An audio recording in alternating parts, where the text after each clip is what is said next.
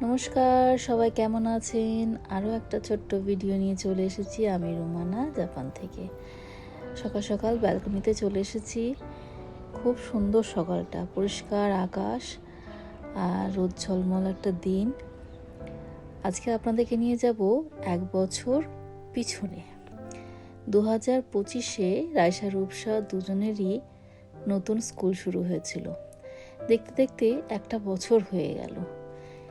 জাপানে নতুন স্কুলের প্রথম দিন, মানে আমরা যেটাকে নবীনবরণ বলে থাকি, সেটা কেমন হয় সেটা আজকে আপনাদের সাথে শেয়ার করব।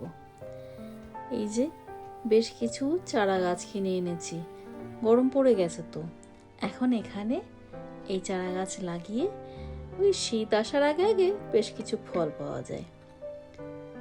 এটা হচ্ছে কোকোপিট। এখানে বেশ কিছু চারা করার জন্য বীজ ফেলে রেখেছি।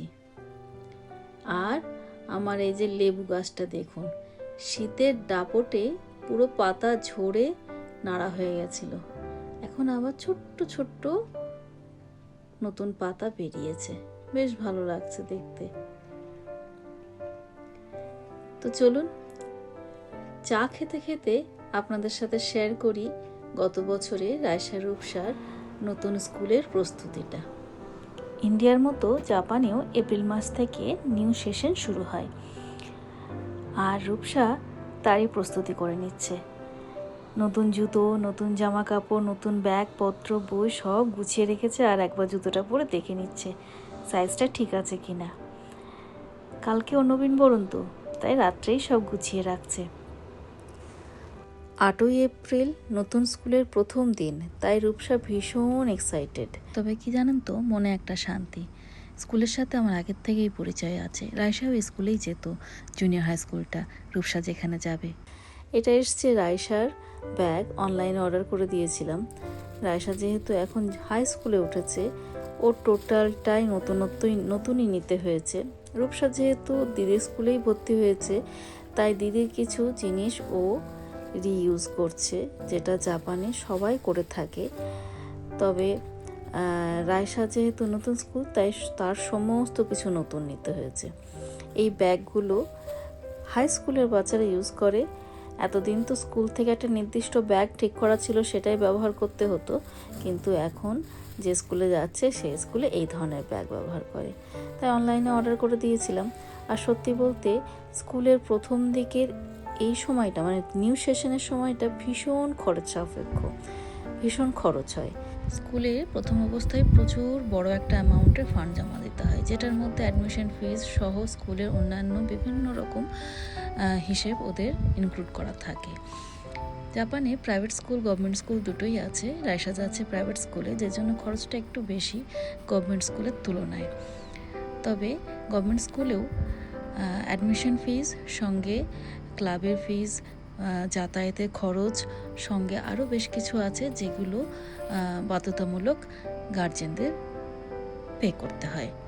তবে টিউশন ফিজটা স্কুলের একটু কম হয়, কিন্তু প্রাইভেট স্কুলে টিউশন ফিজ, অ্যাডমিশন ফিজ এবং আদার্স যেগুলো সবটাই বাবা মাদের পে করতে হয়। তবে হ্যাঁ, জাপান সরকার থেকে গভর্নমেন্ট বলুন প্রাইভেট বলুন, একটা বাবা মার পে স্লিপের উপরে একটা কনসেশন পাওয়া যায়, সেটা প্রাইভেট এবং গভর্নমেন্ট দুটো স্কুলই পায়। এই যে জুতোগুলো রাইসা রেডি করে রাখছি, একটা স্পোর্টসের জুতো, একটা স্কুলের ভেতরে ইউজ করবে সেই জুতো, আর একটা স্কুলের বাইরে ইউজ হবে সেই রকম জুতো, 3টে জুতো। জাপানে স্কুল ইউনিফর্ম নিয়ে ভীষণভাবেই এরা স্ট্রিক্ট, তাই রাইসার স্কুলেই বলুন আর রূপসার স্কুলেই বলুন, এই ড্রেসের পিছনে বেশ অনেকটা অ্যামাউন্ট ব্যয় করতে হয়।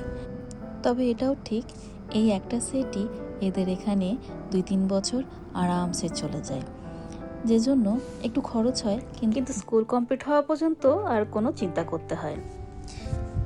তারপরে স্কুল ইউনিফর্মের মধ্যেও ভাগ আছে, স্পোর্টসের ইউনিফর্ম একটা, স্কুলের ইউনিফর্ম একটা, বাইরে খেলতে গেলে তার ইউনিফর্ম একটা। তবে সবগুলোরই শীতের এবং গরমের দুটো আলাদা ভাগ থাকে।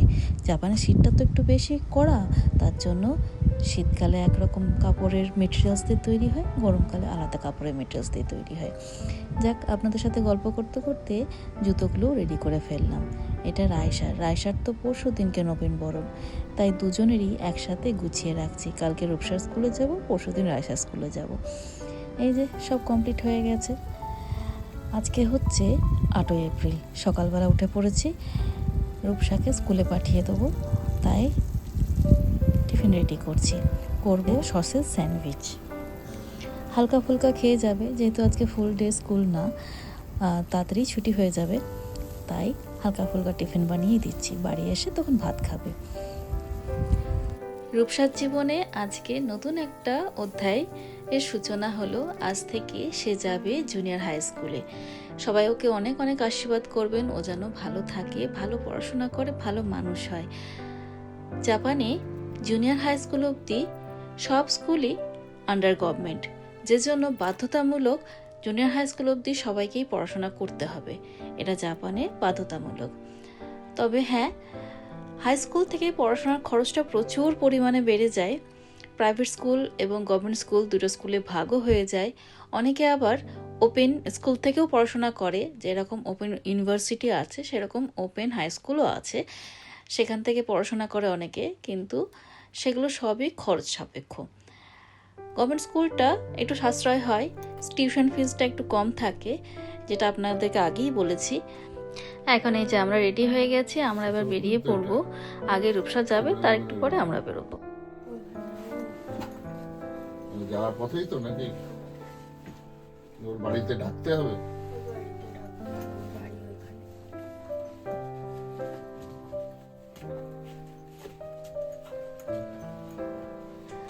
রূপসা ওর বন্ধুদের সাথে স্কুলে পৌঁছবে, আর আমরা তারপরে পৌঁছবো। গার্জেনদের টাইমিংটা আলাদা দেয়া রয়েছে। আর স্কুলের ভেতরে ভিডিও আর করিনি, তাই বাইরে বেশ কিছু ছবি তুলেছি, সেগুলো আপনাদের সাথে শেয়ার করলাম। এই যে আমি, রায়সা, রূপসা, ওর বাবা সবাই মিলেই গেছিলাম। অনেক অনেক আশীর্বাদ করবেন, ও যেন ভালো মানুষ হয়।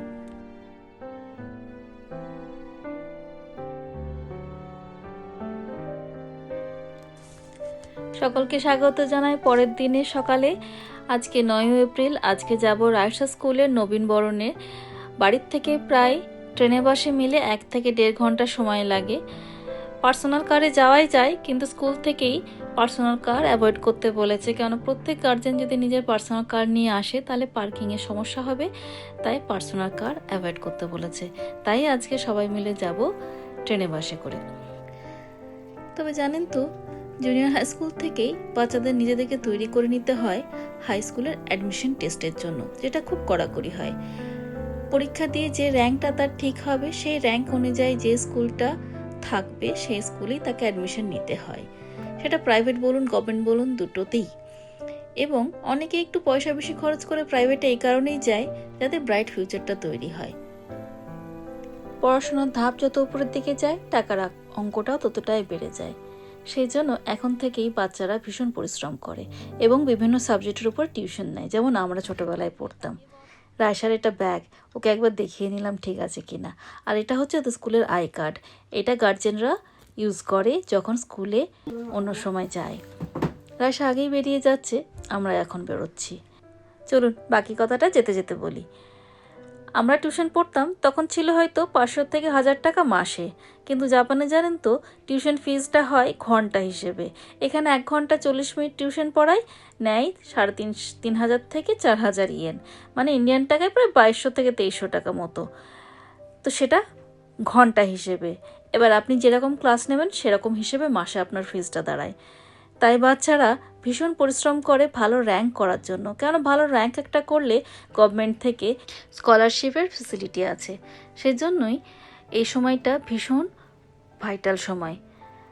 এবং গভর্নমেন্ট নন গভর্নমেন্ট দুটোতেই পরিশ্রম না করলে তো ফল পাওয়া যাবে না। চলুন ট্রেন এসে গেছে, উঠে পড়ি। জাপানে পড়াশোনার সিস্টেমটা অনেকটাই আলাদা আমাদের দেশের থেকে, তাই প্রথম প্রথম বুঝতে আমার খুব অসুবিধে হয়েছিল, কিন্তু এখন অনেকটাই বুঝেছি। তারপরেও অনেক কিছু জানা এখনও বাকি। এই যে ওদের স্কুলে পৌঁছে গেছি। এখানে যথারীতি ভেতরে ভিডিও করতে পারবো না, তাই বাইরের থেকে আপনাদের স্কুলটা দেখিয়ে দিলাম। আর আপনারা অনেক অনেক আশীর্বাদ করবেন আমার রায়সাকে, সে যেন খুব ভালোভাবে তার ভবিষ্যৎ গড়ে উঠতে পারে এবং খুব ভালো মানুষ হয় যেন। সবাই খুব ভালো থাকবেন, সুস্থ থাকবেন। দেখা হবে আবার নতুন একটা ভিডিওতে।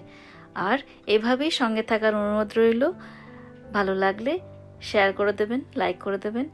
খুব ভালো থাকবেন, সুস্থ থাকবেন। দেখা হবে পরের ভিডিও।